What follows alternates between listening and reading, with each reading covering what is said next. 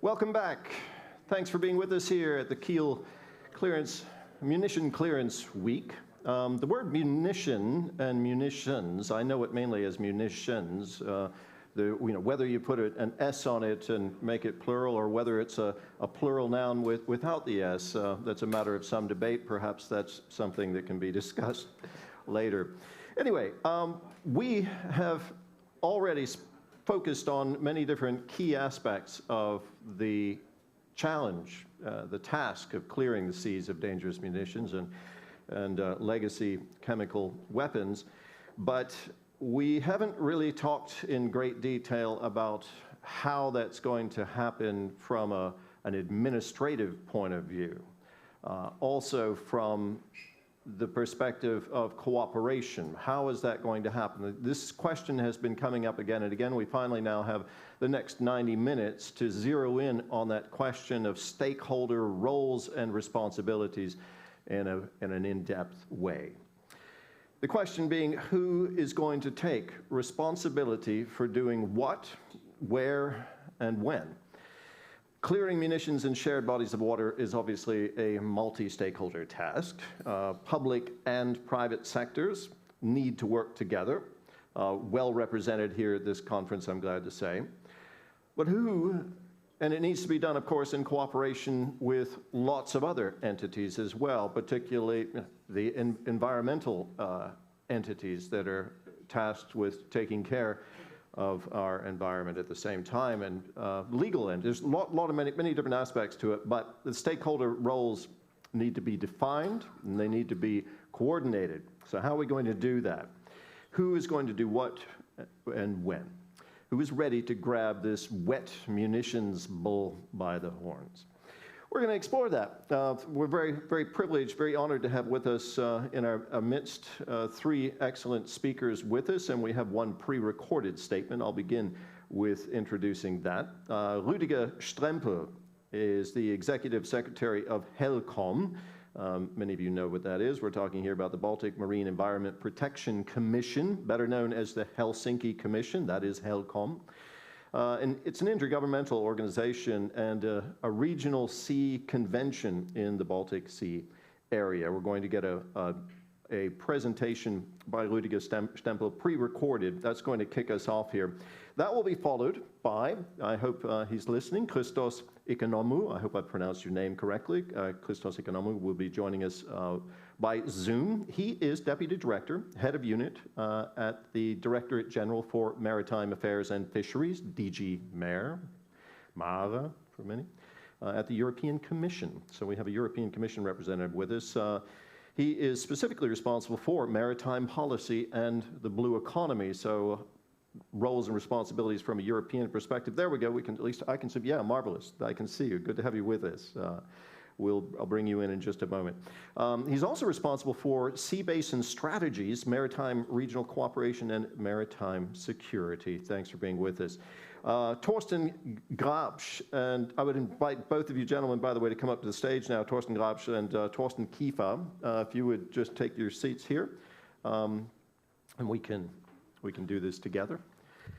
Thorsten Grabsch, on my immediate right, is an officer with the NATO mine countermeasure groups, the Allied Maritime Command, indeed. So he has a German and NATO military perspective on this. He's spent over 20 years in the military. He served on several mine hunting vessels and as operation and commanding officer as well. And he's just spent a couple of years in London working with many of our NATO partners on issues of concern to us today. Next to him, Dr. Thorsten Kiefer is Executive Director, Joint Programming Initiative, Healthy and Productive Seas and Oceans, known better as JPI Oceans. JPI is a pan-European intergovernmental platform. Its aim is to strengthen maritime and marine and maritime research and innovation. Several countries in JPI Oceans collaborate in a knowledge hub on munition in the sea. So we're very glad to have all of you with us today. I'm going to kick things off with, it's the same structure, by the way, as before. We're going to have some presentations, in this case, one recorded presentation, a Zoom presentation, and then we'll have our two guests, two speakers who are with us here in the room, give their presentations, and then we'll open the floor to questions. I would encourage you all to try to stick to around 10 minutes in your presentations, so we don't go too deep into overtime, but we do have a bit of a buffer, so I'm not going to pressure you too much. Without further ado, let us play the recorded statement from Rüdiger Strempel.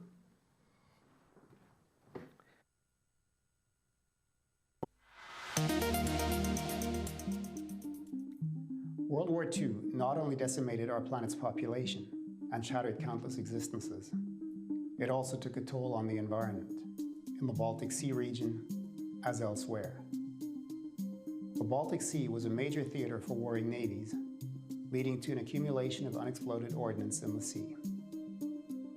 Once the war was over, enormous quantities of surplus warfare material had to be disposed of as quickly and economically as possible. What easier way could there be than simply dumping it in the Baltic? After the war, thousands of tons of chemical munitions were discarded in designated dumping areas in the Baltic Sea, and many of the mines that were deployed in the Baltic Sea still remain. It is estimated that 35,000 mines may remain in the Gulf of Finland alone. As a result, a large amount of dumped warfare material, UXOs, and all sorts of other relics of World War II still rest on the Baltic seabed. We know the location of only some of the submerged mines, chemical munitions, or wrecks. Considerable uncertainty remains as to how much more could still be rusting away in the depths of our sea, and what stage of corrosion it might be in. This is a matter of considerable concern because munitions pose an immediate threat to those of us working in the marine environment. The Baltic Sea is currently one of the busiest shipping areas in the world and hosts lots of sea-based infrastructure such as offshore wind farms, pipelines, and communication cables.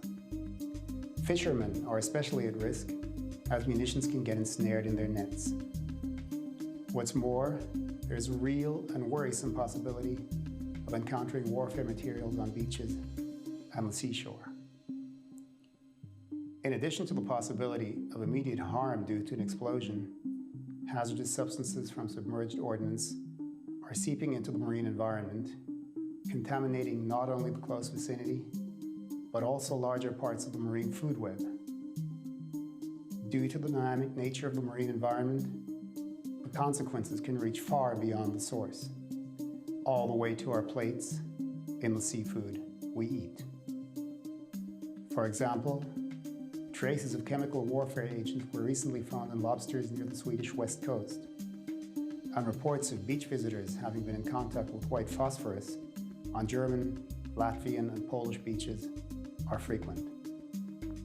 Aware of the issues surrounding dumped munitions since the late 1980s, HELCOM established its first working group on dumped chemical munitions in 1993, tasked with preparing a report on the dumping locations and effects of chemical weapons in the marine environment. Submerged hazardous objects continue to rank high on the HELCOM agenda today. In fact, underwater ordnance is also a priority area of the current German chairmanship of HELCOM. HELCOM is currently preparing a thematic assessment on hazardous submerged objects, with some of the first results expected to be published soon.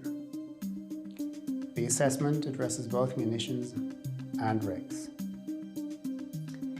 Our updated Baltic Sea Action Plan, HELCOM's strategic program of actions and measures, which will be adopted at the HELCOM ministerial meeting in October of this year, will also contain two specific actions on submerged hazardous objects, munitions, and wrecks. Addressing the complex issue of dumped munitions requires international cooperation and concerted efforts involving a wide array of stakeholders, especially in the Baltic Sea, where munitions, wrecks, and other hazardous submerged objects are widely dispersed throughout all national waters. The Kiel Munition Clearance Week that seeks to foster a shared perspective on the challenge, that will bring together the latest scientific research, industry best practice, Navy expertise, technical innovation, as well as economic and political considerations, is certainly an excellent forum for mobilizing the necessary expertise needed for solving the submerged munitions issue. On behalf of the entire HELCOM community, I would like to wish you a fruitful event, and I'm looking forward to the very valuable outcomes of the Kiel Munitions Clearance Week. Thank you very much.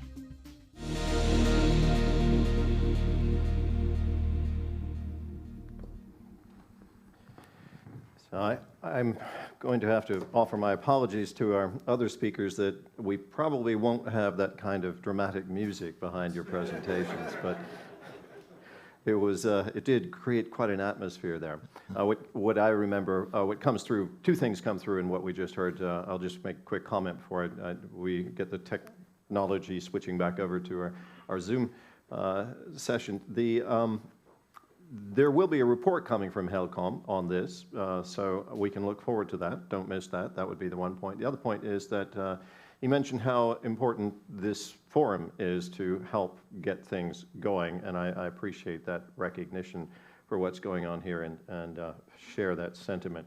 So, Christos, Economou, if you can hear us. Yes, look at that. All right, you are in the room. We can all see you. I hope we can get you on the other screen as well. Can we please switch the other screens so that everyone in this room can see our presenter? I suppose we're going to be switching over to, you have some slide presentations, I understand. Anyway, welcome to Kiel virtually, and the floor is yours. Well, good afternoon to all, and talking from Brussels, I was not able to join you, but I'm very pleased that you invited the European Commission to this panel, and certainly I think I have a role of repeating certain of the messages that we heard from HELCOM representative, the executive secretary actually, who highlighted two elements in his presentation. And of course, dramatic music was appropriate to some extent, I have to say. From the European Commission side, we also agree that the issue of dumped munitions on the seafloor in different European sea basins, and I'm not looking only to the Baltic here, is a large-scale problem and merits appropriate attention. The HELCOM secretary certainly drew attention to the two sides of the problem, both the environmental dimension, the threat to the marine environment, but also the maritime safety and security side. And here I'm talking because I'm in my field, as you presented my attributions from within the European Commission, that from the side of those that are occupied in maritime professions, where we talk about fishermen and mariners, is a real risk, but also for the general public. So we have here to handle two things, and certainly this dual dimension shows the real the challenges we face, tackling it from the different sides. Now, we have also to remember that we are looking in ways to develop sustainably the blue economy. This is also my attribution within the European Commission. And when we look into that, when we look on the ways to increase renewable energy, for instance, and then we are looking in how we implement offshore wind parks, we have to be sure that this is happening on safe grounds. So this is the other dimension that would like to bring in on how do we really develop sustainably the blue economy, addressing climate change challenges when we really have to do it in the proper way, and knowing where we set these farms, or even sea cables that it is. I mean, I'm not talking about ground-based technologies. I'm not talking about large-scale exploitation of the seafloor. We have to be very careful about that, but I'm talking about things that are in the planning, are already there, and looking into ways how we implement sustainably, as I say, these activities, and having a safe seafloor for doing that.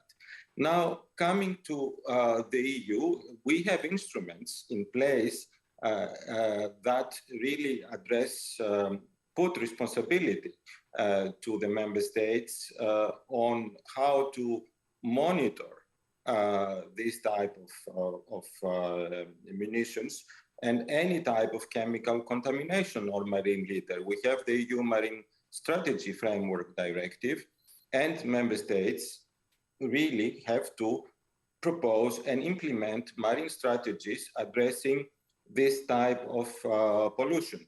And we're not only looking at national, but also at the cross-national level. We have clearly here the case in the Baltic where these challenges go beyond any national borders. So we have a framework which definitely obliges member states to address this problem. And when we come to the political attention generally, the European Parliament, judging from the number of questions and petitions that they are addressing on this, really keep this matter up on the political agenda. And this also creates, I think, additional motivation for doing something about it. Now, before I come to what we are really doing or planning to do, I have another element to bring in, which is very much related to the maritime security. As you know, probably, we have within the EU a dedicated strategy on the EU Maritime Security Strategy and an action plan, which also draws attention to the matter. So it's not something hidden. It is really everywhere in all ways of addressing maritime security. The matter of dumped munitions and the challenge of how we recover or how we handle the chemical munitions and unexploded ordnances is there. So the action plan of the UMSS strategy really draws attention to the need of cooperation between member states. This plan dates from 2014 and it was revised in 2018, but the challenge is there. The need for cooperation is part of the action plan. In more recent times, I mean, last June, the Council of the EU had conclusions dedicated to maritime security under the Portuguese presidency. And again, this subject of dumped munitions at sea and the risk for the environment, the human health and the economic activities is part of the conclusions, showing that member states do share really the need for addressing the subject. Now, we heard also from HELCOM how much they activate on this. We heard also that they are coming up with an updated Baltic Sea Action Plan, and we're looking forward to that. But the EU has another element in its disposal, which are the funding possibilities. So clearly we are looking there into the ways that funding is possible under the macro-regional strategy dedicated to the Baltic Sea region. The EU strategy for the region has among the issues of importance the underwater chemical munitions threat under priority area hazards, and for a good reason. So, and we had so far at least 3 projects funded under the Interreg Baltic Sea region, which really looked into mapping and the way that common practices can be exchanged regarding the challenges and the threats in the region.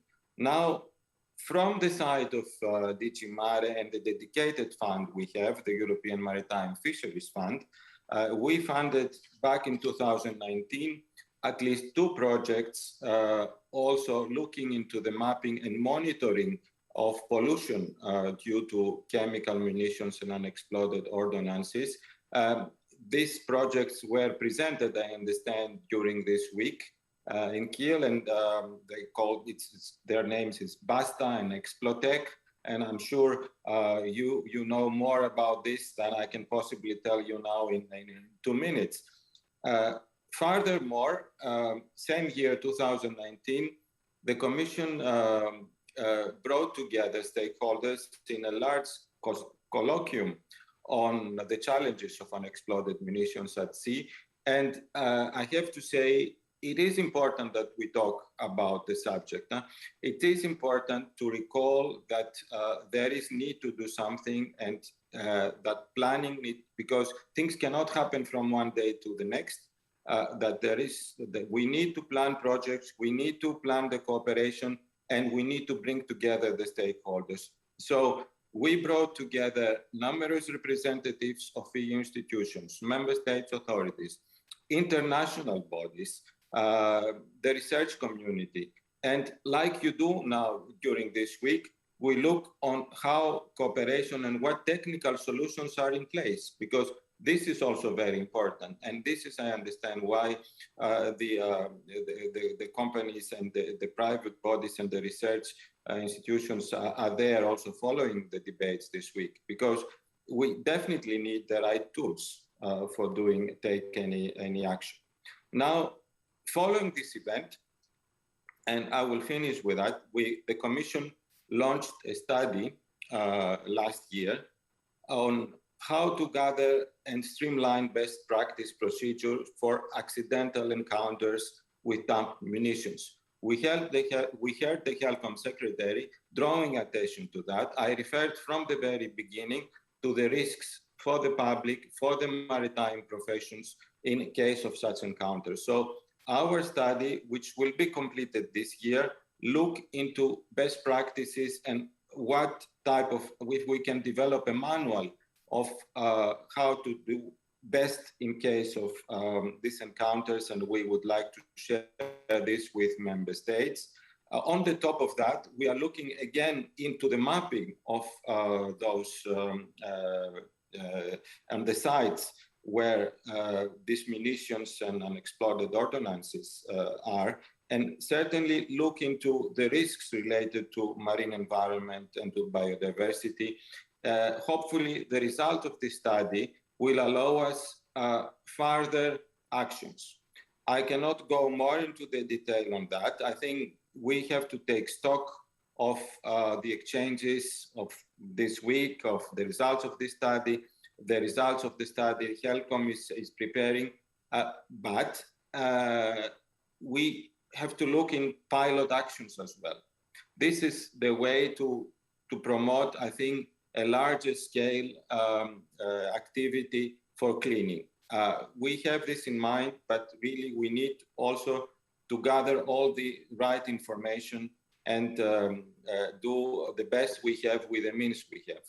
I also would like to draw the attention on the funds that go to the member states through the dedicated funds, the regional funds, which can also be used for this purpose. I think this is very important. We are in the beginning of the operational programs in the context of the EU, and as I say, the cross-border issues are very important, particularly in cases like the Baltic, where member states can cooperate and put together funding for addressing issues like this. It is not, as I say, an issue for one country, it's not an issue for one region, it goes beyond. And cooperation also with third countries is very relevant in this case. So whether we look into the Baltic or in the Adriatic Sea, yes, we have EU and non-EU countries that they share the same challenge, and solutions need to be found. So I would finish with that. I think I gave you an overview of the political attention, the way we see things, but also how we would like to progress following the results of the study taking stock of the exchanges of with the stakeholders like happens in this week. And I'll be staying with the panel for the further discussion and the debate. Thank you very much.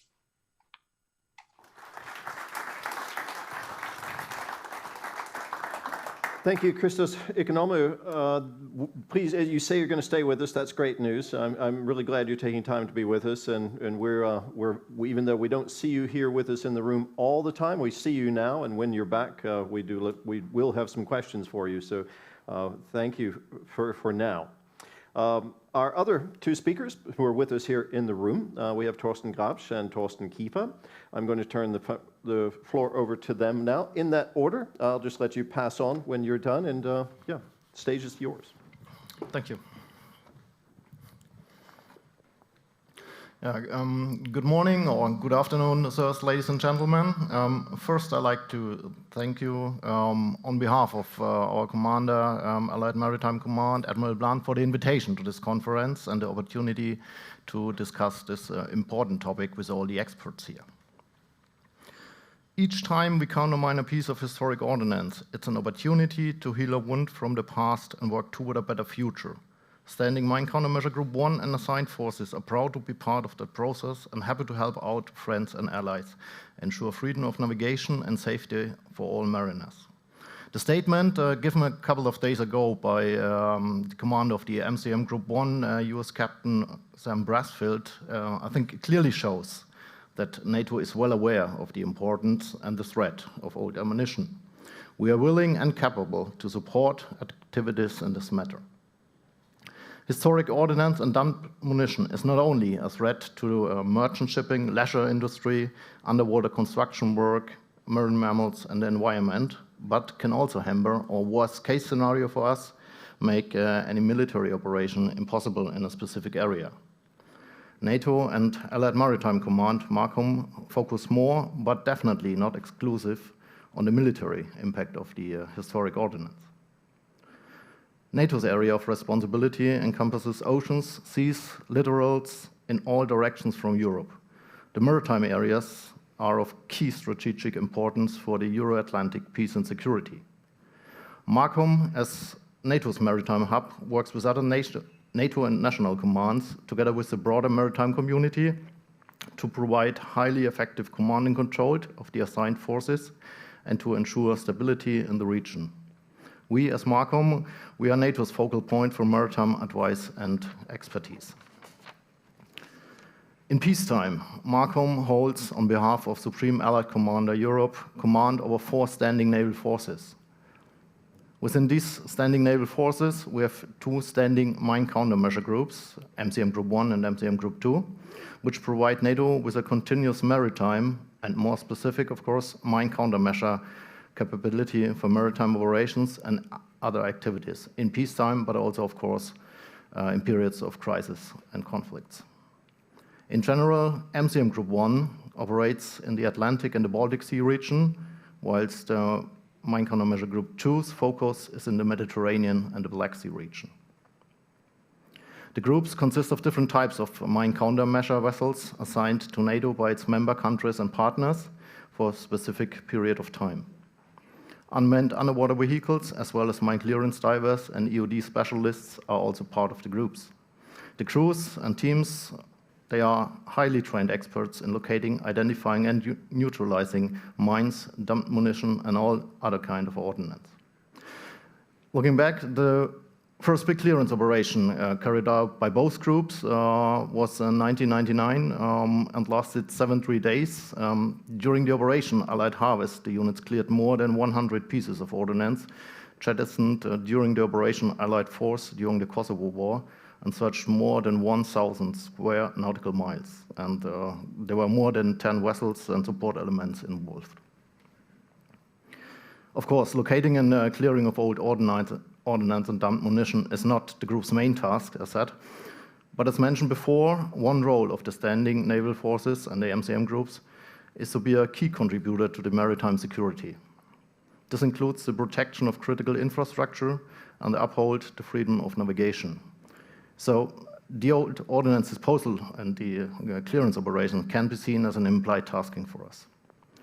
With the capabilities and equipment, the assigned MCMVs are a very good asset to clear dumped munition whenever our schedule allows doing so. As said, the MCM groups are made up from units, NATO nations assigned to MARCOM, because NATO itself, we do not own any vessels or equipment. So we only have the units and the equipment and teams we get from the nations. Over the past years, the Group 1 in the northern part of Europe consists of a flagship and an average of 3 to 4 mine countermeasure vessels. And normally the nations assign the vessels for a period between 2 and 6 months on a rotational basis. During exercises and historic ordnance disposal operations, the force flow can be up to 6 or even 7 vessels. The groups follow a yearly schedule of operation, which is planned by MARCOM 1 to 2 years in advance, and in the end, it's approved by our nations and the North Atlantic Council. It includes participation in exercises, training activities, port visit, maritime patrol periods, and of course, pre-planned historic ordnance disposal operations. Approximately 7 to 10 weeks per year are pre-planned for munition clearing activities, especially in the Baltic Sea region and in the North Sea, but also in the Mediterranean. But our focus is in the Baltic Sea. For example, the group always participates in the Operation Open Spirit. It's a 2 weeks large-scale operation led by the Baltic states. During an annual planning conference, the different activities are coordinated and discussed with the nations. However, there are always opportunities when the force is in territorial waters, upon request of the host nation, of course. We can conduct some historic ordnance disposal operations or just carry out a bottom search on short notice. Our main point of contact to elaborate such operations is the Maritime Operations Center, the National Maritime Operations Center, and its subordinated commands. I can only encourage all nations to ask either for a pre-planned activity, so we can plan them well in advance, or for short notice support. The staff afloat who is planning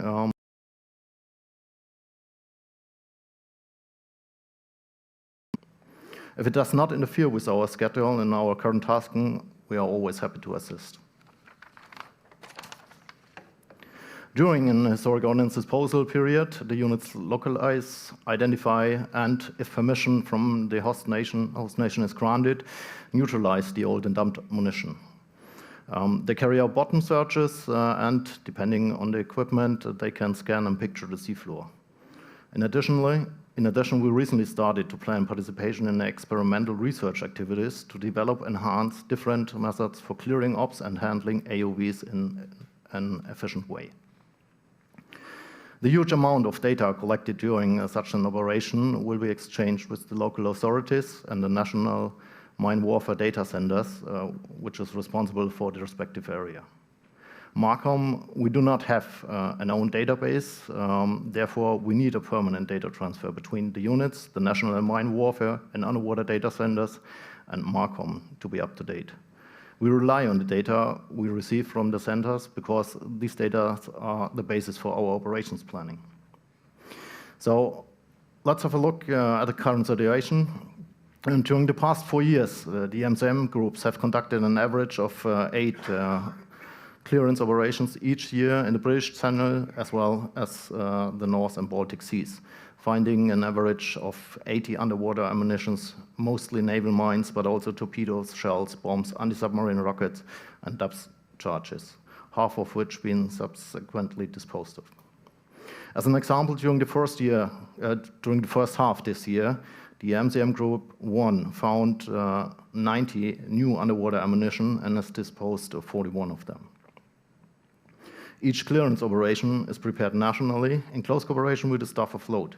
Nations, which are usually organized such clearance ops being conducted by NATO standing mine countermeasure groups, are France, Belgium, the Netherlands, Denmark, Germany, the 3 Baltic states, and Norway.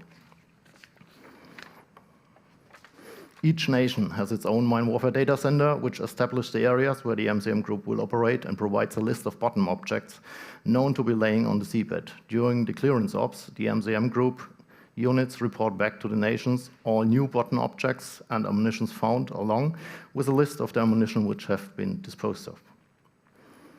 But for sure, there's always room for an improvement. Let me pick 3 points which I think could make the process faster and more efficient. First, improve the data exchange between all mine warfare data centers and underwater data centers, scientific institutes, and the local authorities in whole Europe. Develop a global single database, including all historic and new generated data available, and make it easily accessible to all the stakeholders. Of note, this is nearly achieved in the Baltic Sea region with the Baltic Ordnance Safety Board. The board is an initiative by nations in the surroundings of the Baltic Sea area with the aim of making a joint effort to collect and share information about the historic ordnance and related data, and to prioritize areas of interest in the Baltic Sea in order to enhance maritime safety. The strength of the board is the compiled common picture built up by the shared information. Second, we need new technologies and units. The current equipment is not bad, however, it reached the end of its life cycle, and we heard it before, better solutions are already on the market. And over the next 10 years, many navies intend to commission new vessels and unmanned systems, which embrace significant technology changes and will improve our ability to detect and dispose ordnance laying on the seabed or buried in the seabed. Third, I personally think having a single point of contact, some kind of lead institution or master plan concept for the whole Euro-Atlantic region could speed up the clearance process and make it more efficient. Possible fields for activities could be prioritizing the clearance area for every stakeholder, coordinating the clearance effort between all parties, develop advanced techniques, conduct and coordinate the experimental research, or recommend environment protection standards for the disposal. The institute or the organization should also be responsible for the database I mentioned before. Finally, clearing ops is definitely not a short-term activity. It will take decades to clean our ocean. Nevertheless, together we are stronger, and we will be able to work for a better future. And to say it with the words of the commander of MCM Group 1, we try our best to heal wounds from the past and happy to help our friends and allies and ensure safety to all mariners. Thank you.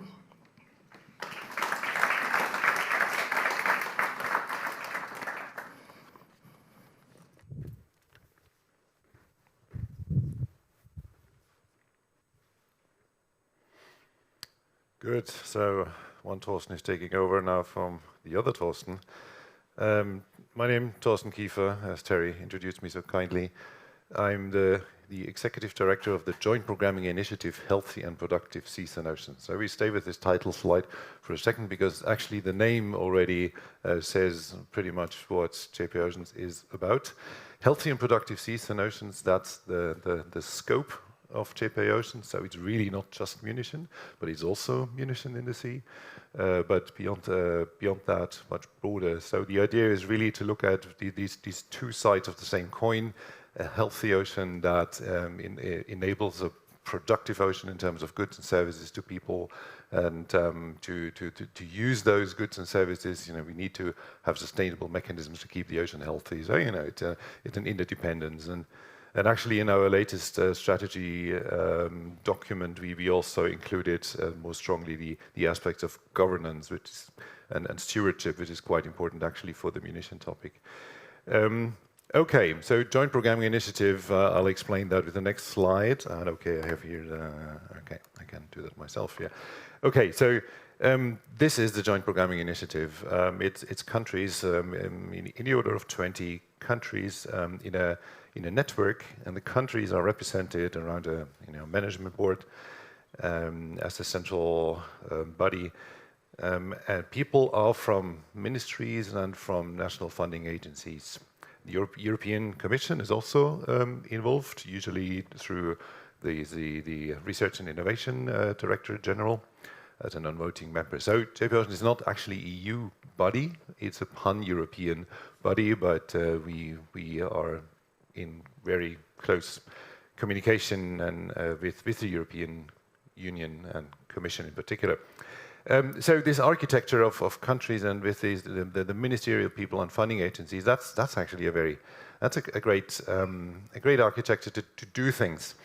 So what we can do is we can implement good ideas and high priorities. So there are, there's the power in the room that can put resources towards a topic that is agreed to be important among several countries. That's one thing. And the other thing is that once there are results, there are actually pathways to channel results, recommendation, and so on, also back into politics. Of course, then the agenda is also then driven also by political needs. So these are countries, they want to know something and have something, learn something that helps them to do better policies. Okay, so I think it's clear now that the building blocks of JPA Oceans are actually the national strategies. And then what we do with them is, okay, so 3 steps in a way, and along with 3 goals, we align those priorities. So the discussions around the table. So what is important now or into the near future? Once those priorities are agreed, then there's an implementation phase. So what should we actually do? And then there's activity going on of different kinds. And then, as I already indicated, so it's really also now about not just doing things, but also having an impact on decision making. This is a chronology of joint actions that have happened or are happening in JPA Oceans, and just to give you a sense of how broad it is where things on monitoring, ecological aspect of deep sea mining, of microplastics, some intercalibration for water quality, and here we have munition in the sea, somehow being discussed since a long time already, but now being in a new phase as a knowledge hub, and I'll refer obviously a little bit further to that.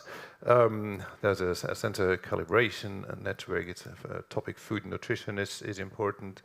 Marine technology. So many things that are actually associated with the munition topic. One on ocean sustainability, blue bioeconomy, assessment of new pollutants, climate science is important. Sea level rise is now a new thing. Underwater noise, obviously also somehow related to mission, is a new research area. And science for good environmental status is also looked into. Christos was mentioning the Marine Strategy Framework Directive, which is a very important framework for decision makers as an orientation. So, right, and aquatic pollutants. Okay, so that gives you a flavor of how broad actually JPA Oceans is. And okay, one of the topics that is on the radar is munition in the sea. Right, and a knowledge hub. So I just wanted to add to show this picture because I love those. It's not actually a bomb or a mine, and as you probably can tell because you're the expert, this is art. This is a art installation, an underwater art installation in off the coast of Mexico, Yucatan, somewhere. Many other things, and I can't dive there. I've never been there, but I would love to. And just a side excursion that I think art is a great conveyor actually of a topic into the public awareness and discourse. So once you've managed to bring a topic to the attention of artists, I think you've gone a long way. But anyways, okay, so a knowledge hub is a format that acknowledges that there's actually a lot of knowledge out there, and that something should be done with that knowledge. So that's the idea here, and that's kind of the results of several years of discussing what should be done. Participating countries include those listed here. The country lead is with Italy, and so we're very fortunate to have Klaus Böttcher leading the expert group. The country participation is, I think, a little dynamic still, so I hope it's going to be dynamic by rather growing. The the topics of the thematic structure of the Knowledge Hub is along those overarching subjects. No big surprises here, not too dissimilar from this conference. It's about management of underwater munition, about mapping and evaluation, about environmental pathways, impact and toxicity, and about remediation. There was, as was mentioned on the first day, I believe, a workshop on Monday here alongside this event. And so just to give proof that people were actually working, so many of you experts in the room working good old-fashioned way with a real pinboard, with real pins and a real paper and so on, instead of some online device. It was great. Right, and this should give now structure to a product. So that is another characteristic of a knowledge hub, should really produce something, bring us a little further with the knowledge that is out there. And the idea is to have a platform for data information and knowledge exchange. And it was great to hear from Thorsten that he also advocates for data and information sharing at the European scale. So we are totally on the same in line here. So yes, so this is idea how such a platform, the topics of such a platform could touch upon still needs to be developed. It's at the idea stage, and that needs to be implemented. They said, and the target groups are the scientific and expert community, certainly, but also the general public has been identified, and certainly politicians. So to really move this topic forward, or the remediation or cleanup of munition, it needs to also enter the public sphere, as I mentioned already in my side excursion about art. Yeah, so there might be different access pathways for different target audiences. So the format at the moment of munition in the sea and JP Oceans is that of a knowledge hub. It's expert group sent by countries who produce something. In this case, a knowledge and information exchange platform. In the future, I mean, this bears potential for upscaling. Something that JP Oceans is most famous for is joint calls for project proposals. Some are co-funded by the European Commission, or also things like infrastructure sharing. So one country has an infrastructure and shares it with other countries, just to make the resource investment more efficient. And these are examples of joint calls that we had over the last 6-7 years. And that's the kind of the scale of money, so in the order of close to or more than 10 million. If the Commission is involved, then it's always immediately more, because countries love to get work with the Commission, let's say, and also benefit from that co-funding. Good. Anyways, that's a prospect into the future of if topics are identified where it is said, we definitely need more research and innovation to progress. Then this is always a possibility. Just to advertise why, Christos was, of course, representing this huge organization called European Commission, which does fantastic work. So why do we need JP Oceans in addition? And so this is, I usually, we think that JP Oceans is complementary to large bodies such as the European Commission. European Commission is more the cargo ship here, and putting up the kind of the aquarelle work of one of our team members who probably had some good time during the lockdowns and so on during this. So the Commission is this cargo ship moving a lot with a lot of investments also. JP Oceans is more the agile counterpart to be able to react fast to emerging topics. So that's a little the symbiosis that we have here.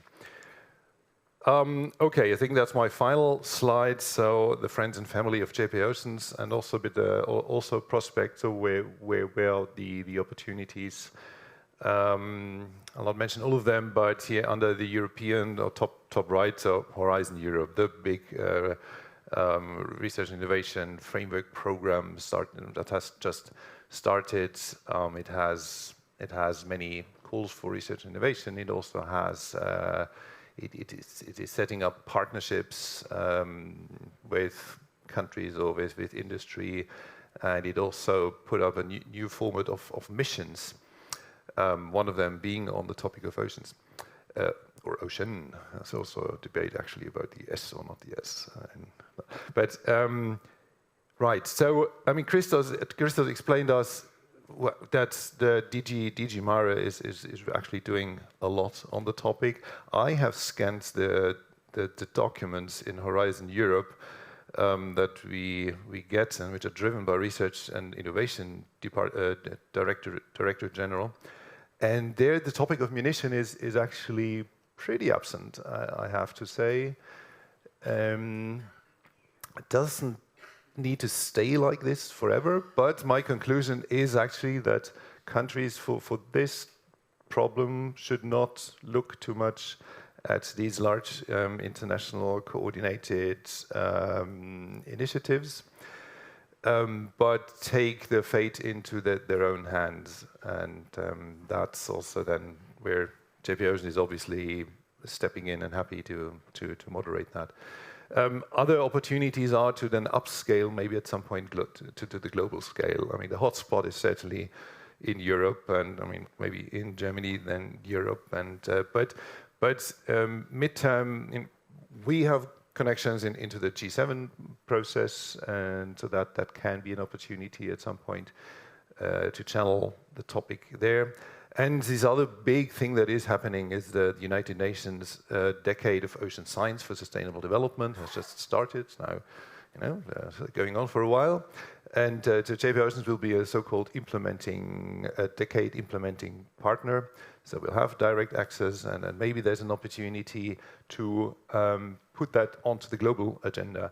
I also checked their latest implementation plan. Munition is not appearing there. On the other hand, there are topics like the ambition of a clean ocean and also the ambition of a safe ocean. So I think that there's room for that to upscale to the global. And with that, I thank you.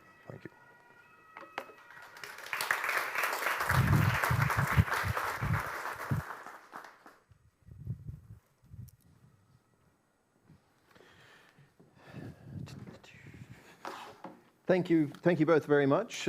Thank you all three of you, of course, because we still do have have Christos with us from Brussels. It looks like is that your office, Christos, or is that are you working from home today? That's your home office, I presume. Exactly. Right, you are. I think we've all gotten used to that. Absolutely great way to set us up for this conversation. We still have about just over half an hour left for questions, which we want to use as much as possible. I'm going to put a few questions, just like last session. I'm going to put a few questions to the panelists myself, and then we'll open the floor. So please, your thoughts, your questions will be welcome. I'm just going to get a couple of questions in myself first. Also, our online community, please do type furiously into our Hopit app where the questions are possible there, and we'll have Klaus Böttcher, who was named in the presentation just there, helping to field those for us. So my first question, Christos, Economou, very interesting ideas, of course, coming from your DG MARE. You said at the beginning that the European Union, European Commission felt that this topic of munitions in the seas is something that deserves appropriate attention. That's the language of the European Commission at this point. Does this go beyond monitoring?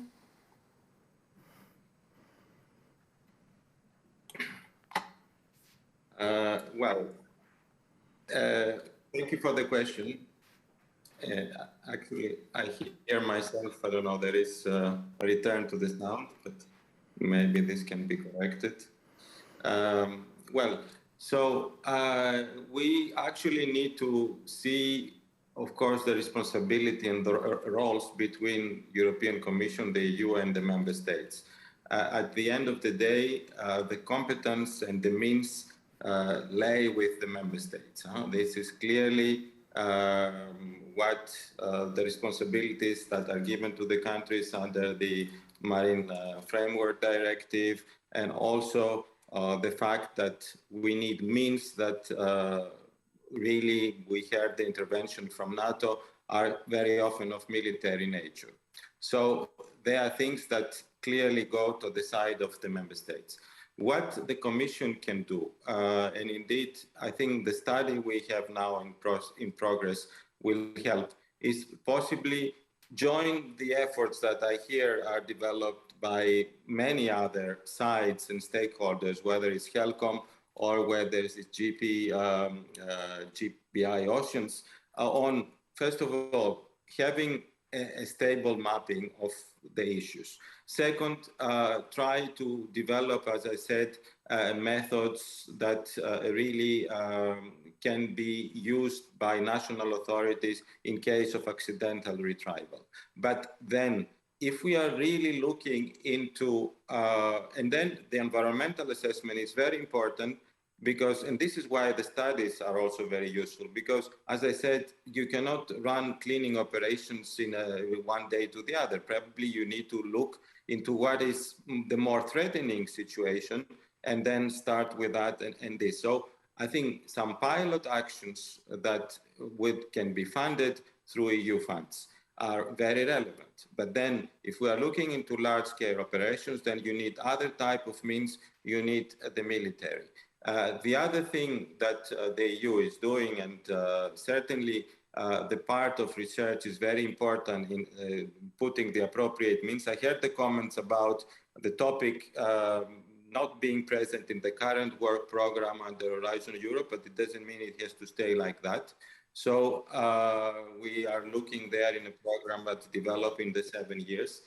And I believe this is the role of the Commission. This is the role of the Commission, try to bring together the countries to cooperate and offer them the means that they can also use for funding different actions. But then we should not miss the sight of the problem in the scale of it, which requires also intervention from other stakeholders, and I really look there into the military side and the capacities that the countries can mobilize through this this channel. Voilà, this is what I can tell you for the moment. Thank you very much.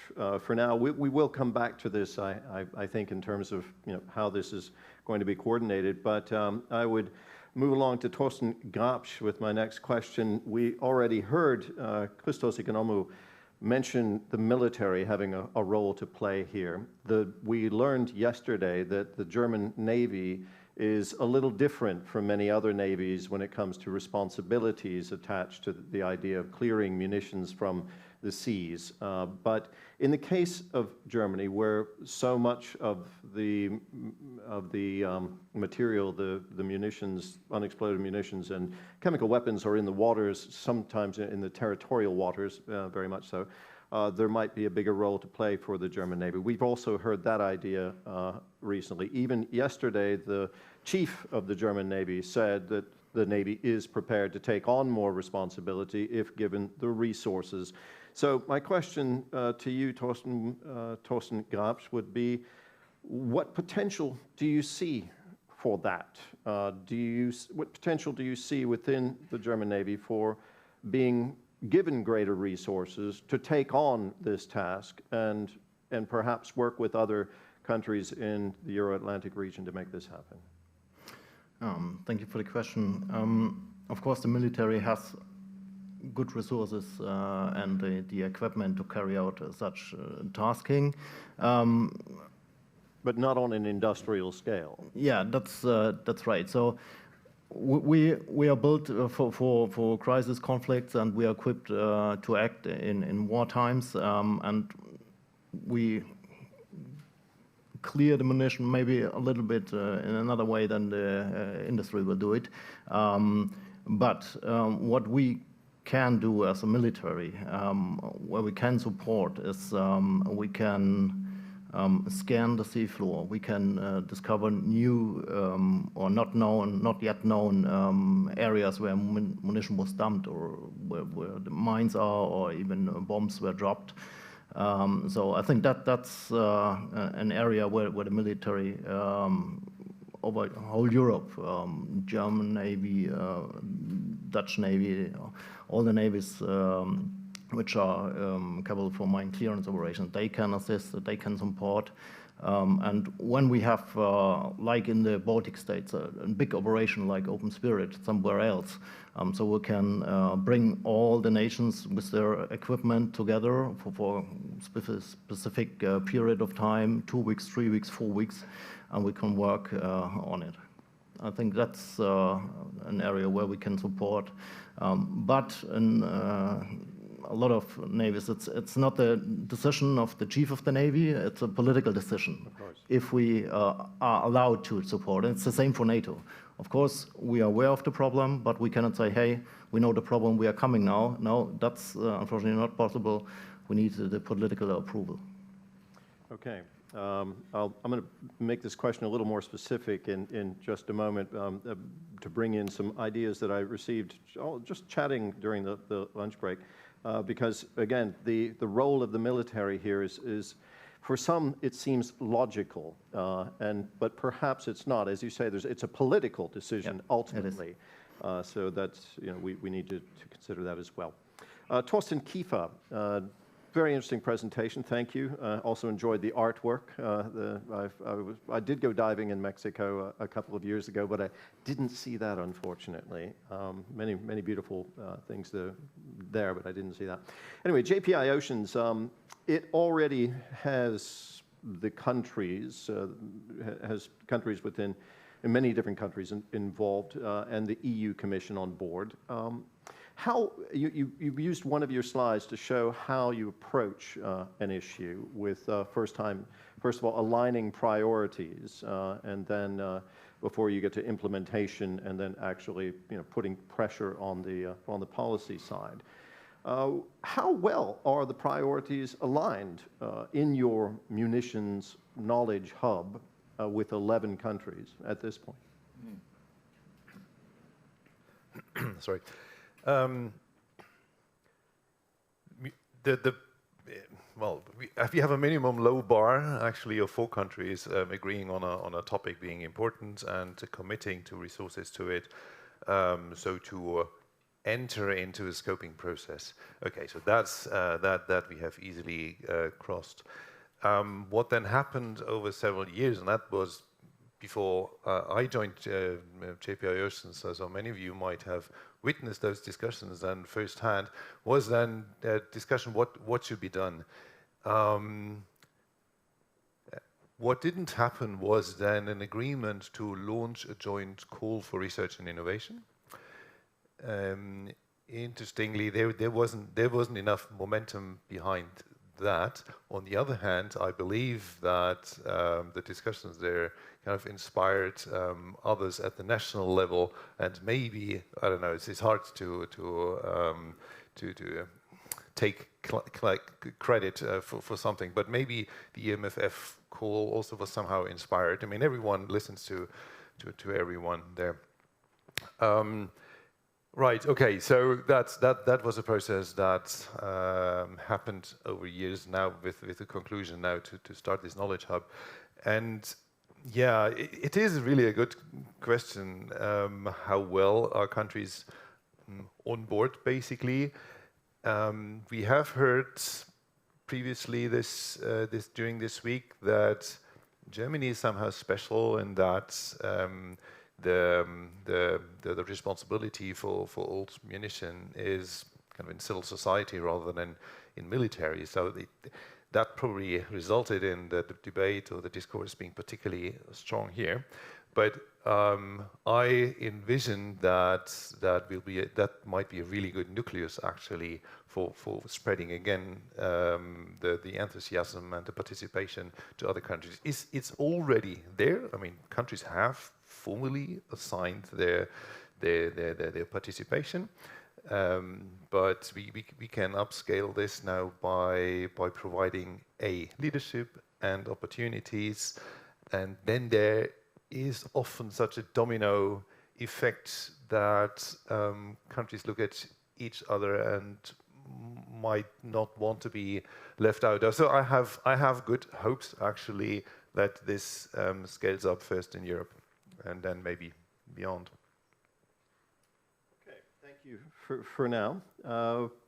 I don't need to ask all the questions. There are people who know vastly more than I do about this topic and who have a stake in it in different ways with us in the room and joining us online. So I would again encourage you to maybe consider a question for our panelists. I don't want to only have the same person asking a question at every session, although your questions are very relevant and appreciated. So. But you know, there is opportunity for others to go to that microphone and ask questions as well. But please, sir, introduce yourself. And I know you've introduced yourself several times, but maybe not everyone. Thank you. Yes, I assume that everybody knows me by now. My name is Sven Kuczynski. I'm a biologist, and my special interest is marine mammals. And I have two questions, one to Mr. Economou and another one to Commander Grabsch. Maybe I start with the one to Commander Grabsch. I realized that you mentioned marine mammals in your talk once, but then you turned away in your focus to maritime safety again. And you are probably well aware that there was a public outcry in 2019 when the SNMCMG did an exercise in the Fehmarnbelt within the marine protected area Fehmarnbelt, which is designated for harbor purposes. And they detonated 42 mines in the time when harbor porpoises have their calves. And so there was a big outcry, and afterwards there was some investigation by BFN, by the Federal Agency for Nature Conservation, whether harbor porpoises washed on the beach were actually killed by detonations, and they were. And also they had information from acoustic devices in the water that porpoises were not scared off efficiently before detonating the mines. And my question is, what conclusion has NATO drawn from this incident already, and what conclusions are to be drawn in future, and how could NATO change their behavior in operations? And then I have a technical question, a tiny one. You mentioned that the hosting nations always have to ask NATO, SNMCM, to come and assist. In that particular case, who did ask you? Was that the Federal Agency for Waterways? Okay, thank you for the question. I should have placed a bet before, because I thought that this question is coming up. Of course, what happened a couple of years ago, was a bad thing. No questions. And as I said before, so before we countermine any kind of ordinance, we ask the host nation if we are allowed to do so. So we get the staff afloat ask the host nations if they are allowed to blow up, to neutralize the ammunition they found. Only when we get this permission from the host nation, then we will do so. Otherwise, we won't. If we can remove or put it in another place, if it's safe, and we have the equipment and the well-trained team which is able to do so, then we also remove them. But we never neutralize or countermine them without prior approval by the host nation. I wasn't there, I wasn't at sea when this happened, and I haven't read or seen the latest report on this. but I heard from it. And yeah, of course, after that, we reviewed our procedures. I know, and there are a lot of new technologies, like the bubble curtain on the market, but unfortunately, we do not have it, or the nations which send us the units, we do not have it. That's one point, and so we try to get, or the staff of Low tries to get in contact with the local authorities and ask either first, are we allowed to neutralize? Are there any protected areas? Is there anything else we have to be aware of before they start the process? And there are some measures in place to avoid that this happens. Unfortunately, it happened 2 years ago, I think. But I think in the last 2 years, I haven't heard anything that it happened again. And we are still reviewing and trying to make the process better and better. And I mentioned it before, we are happy to receive from host nations or from any institutions procedures how to avoid it in the future.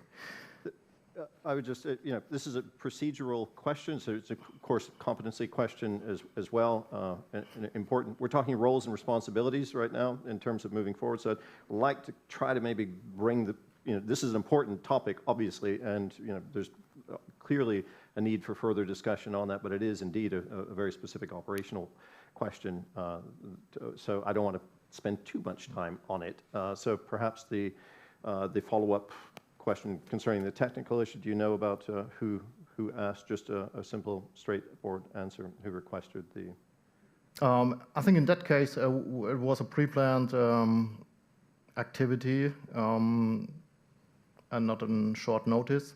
So we plan these activities and we discuss this with the nation 1 or 2 years in advance, and then we go there and carry out the operation. So that was not on short notice, it was pre-planned. Perhaps you can follow this up afterwards. Yep. Yeah. So your question then to the gentleman in Brussels. Yes. Yes, thank you very much. Yes, your focus was also very much on maritime safety, but you mentioned environmental aspects quite a few times, and you also have a sister in the Commission, that's the DG Environment. Do they have a position on that? Do you work closely together on this topic? Thank you. Thank you for your question. Thank you for the question. And I can, of course, confirm that we work very closely with the colleagues in DG Environment because of the dual nature. At least, maybe they have more to it, but at least two obvious sides of the coin is the environmental dimension and the maritime security one. So we are working closely together. This is why I mentioned also the Marine Strategy Framework Directive, which is obviously under the remit of DG Environment.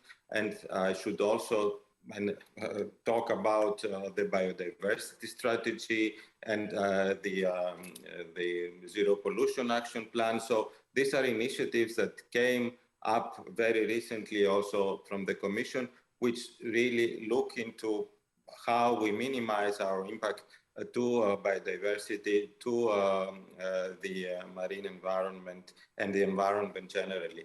So this problem is part of all the issues that one should consider. And I mean, coming back to the previous question, clearly here we look into a case which needs to be avoided as a bad example. We are looking to the good, to the best, let's say, best examples, but we're also looking to the bad examples that can be avoided when we tackle this problem, because the environmental dimension, the biodiversity, the impact of biodiversity is part of the assessment we need to run when we definitely tackle this type of operation. So in a follow-up that we plan to give into the study that we are currently running, we will be very much in close contact with the colleagues in DG Environment. I can assure you in that.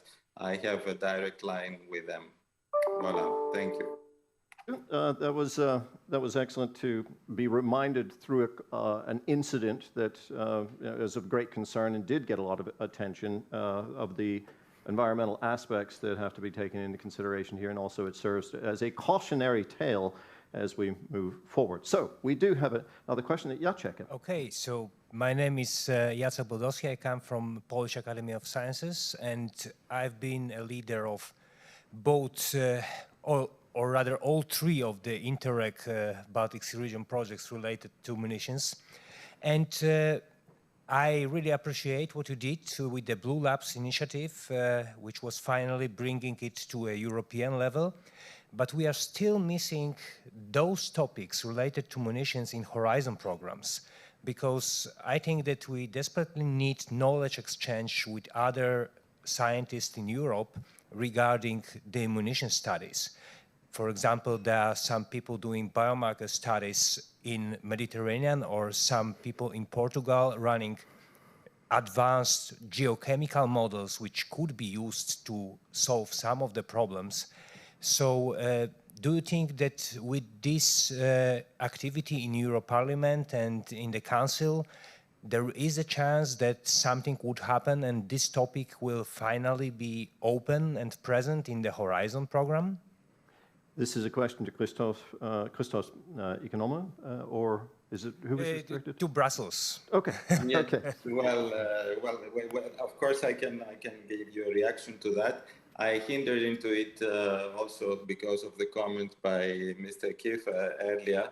It is indeed something which can be considered. As I said, the Horizon Euro program will run for 7 years, I mean, as the previous one, which definitely gives the possibility of including the topic.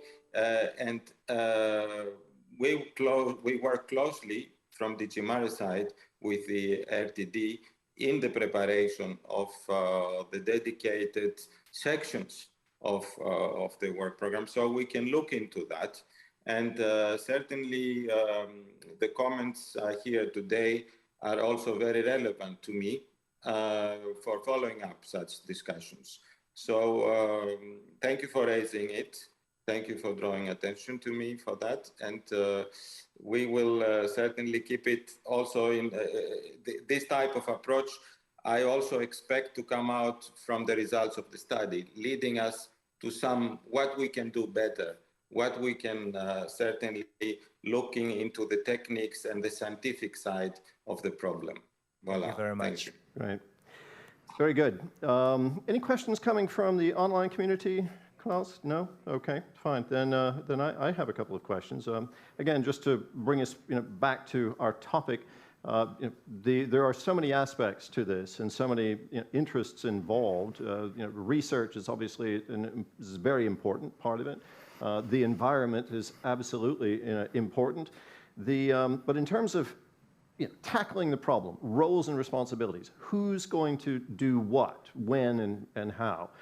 Getting back to that, we heard Thorsten Grabsch say that there is a need for a coordinating point in the Euro-Atlantic area, some coordinating body to address this. And we also heard from Thorsten Kiefer saying that nations need to take this into their own hands and not look too much to big international organizations when it comes to tackling this. So my question to both of you, how do you create that central coordinating point? Who should lead on this? How should we create a body to deal with this? Does one need to be created, or does one already exist? Is it JPI Oceans? Whoever wants to start. Yeah. If I may start, as I said in my speech, it's not our main task. It's not NATO's main task. So we see us more than as the supporting element to assist. That's why I think it should be in a private sector or governmental area to have this knowledge hub. I like this idea very much, because that's what I was looking for. So I think it should be somewhere outside of the military, private sector or government private sector. Because we are willing to support, of course. Thorsten Kiefer. Yeah, so no, it's on. Maybe no one wants to really touch it and take responsibility, and I don't want to give that impression. But of course, the scope of JP Oceans is research and innovation, then towards the policy sphere and so on. But as soon as it requires a bigger coordination of all the other actors, I mean, military included, but of course, industry essentially then also, I mean, this is where really the upscaling has to happen. So I see the role of us there at the research and innovation level more of an initiator, setting, well, providing a knowledge base for the societal and political discourse that then will hopefully happen. Also providing the data and information that maybe industry can draw on, and policy to base bigger scale initiatives. Yeah, that's the role. But yeah, really for this large scale coordination of cleanup, I would say it rests on governments to provide the right boundary conditions that make it attractive for, in particular, an industry to go into this field. And governments that really, definitely national governments, how much the European Commission can move there, I don't know. But of course, we can remind ourselves that the European Commission, so President Ursula von der Leyen, with the Green Deal and all those components to it, I mean, there is the clear goal of zero pollution. That means also the very polluting munition. Yes, absolutely part of that. The question of the blue economy, I hope we can come back to Christos Economou on that in just a moment, but I believe we have a question. Do I see someone standing behind the microphone with a notepad in her hand? Please introduce yourself and ask a question. Yes, thank you. My name is Maike Kramer, and I am a consultant working at BioConsult and pretty much dealing with marine conservation issues. And I've got a question to Mr. Grabsch regarding roles and responsibilities. We learned the other day that in many countries, although not in Germany, but in many other countries, it is the Navy who is responsible of munition clearance. And I would imagine that when the MCM troops ask a host nation for approval for their operations, they would then ask the Navy or the military.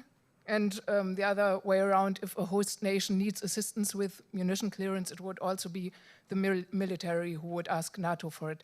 And I'm curious to hear from your experience whether or in how far the environmental authorities are involved in the process. Okay. Our first point of contact is the National Maritime Operations Center, or the military of each nation. So we work close together with the military, of course. And I don't know how they are connected, that the national military is connected with the environmental agencies, but our main and only point of contact is the military. Okay. A question then that I will put at this point, since I have this great role here today myself and responsibility. Christos Economou, you said that the EU is looking into funding options on this question, looking into it. And you mentioned the blue economy as the private sector also needing to play a role here. Just wondering what you are seeing when you are looking into funding options for something like this. What sort of mechanisms would would take those, whatever funding you see, how would you channel that into the task of clearing the seas of munitions? This is a trick question, I admit it. Yeah. There is no structure there yet, but perhaps you have some ideas. Exactly. I mean, of course, if we, and I'm also taking inspiration from the replies that the panelists gave to the previous questions. We say that we're looking into a large-scale problem, okay? So we have to see definitely how we can contribute also in preparing operations, but then if we really want to run operations, you need consequent funding. I heard in the previous panel at the very end of the minister intervention referring to 200 million euros of costs, etc. So there are different estimations, and I know people count this in different ways and depending the techniques to be used. So I think from the EU side, indeed, we can offer small projects that can really test the different techniques to be developed or are developed under the research and innovation structures and the dedicated projects, which then can allow a more large-scale operation. This is what we call pilot projects. This is an idea. I don't say that we plan this for next year, but this is something that could be probably funded under EU funds, under what we call direct management, under the Commission mandate, of course, with the agreement of the member states, because these work programs also presented to the member states. But then, as I said as well, the member states manage themselves very important funds under the regional framework, which allow also for cooperation among them. So they can also dedicate very consequent funds coming from Europe in this type of action. I mean, I heard, and I would not hide it, the ideas that come also from some member states experts talking about a dedicated fund.